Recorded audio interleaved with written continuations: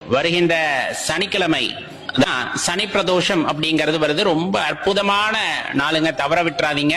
சிவவிரதங்கள்ல உயரியதா சொல்லப்படுறது நம்மளுக்கு நல்ல தெரியும். பிரதோஷ விரதம், அதுலயும் குறிப்பா இந்த சனி பிரதோஷத்தை குறிப்பிட்டு சொல்லுவாங்க.